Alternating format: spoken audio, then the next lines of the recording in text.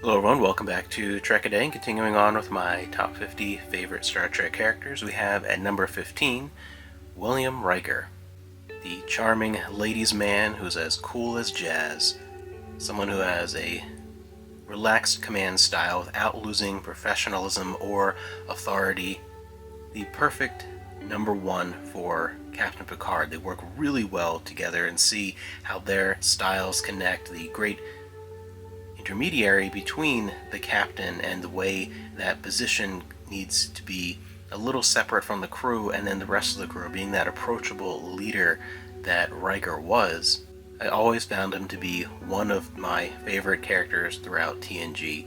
I really liked as well how the character changed over time. Someone who was a little more aggressive, a little more of a brash young upstart, rising through the ranks very quickly, and then he settled in when he got to the Enterprise D, into that role, into that comfort zone, and stagnated a bit in a way that some saw as negative, as a loss of that momentum that he had, and that really comes out in a couple moments, in particular when Jellicoe is temporarily placed in command and they really butt heads. Riker can be a little stubborn, a little bit of a hothead at times. It also comes up when he meets Thomas Riker, his transporter double, and really seeing how much he has changed over time.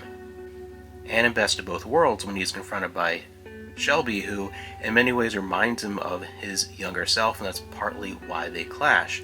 And some of the more conflicted relationships that Riker has are the most fascinating. Another one would be Rolaren.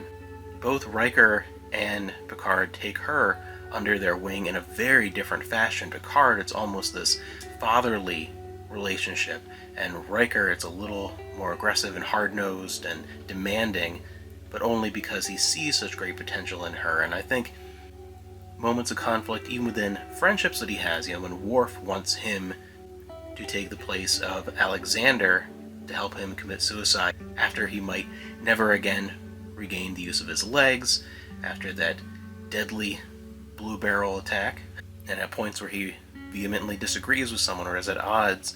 You get to see so many different facets and elements of that character, and of course his relationship with Deanna, something that was dragged on far too long in TNG. I really always felt like, the same thing with the Crusher and Picard, this is a story for another time, but their relationship in general, I feel, should have really had a more solid ending and become that, sort of just friends relationship, or gone and continued the romantic route and their wedding and everything much sooner than it did. It felt like they should have been married already, or end the relationship one or the other during the course of the series, not all the way to Nemesis.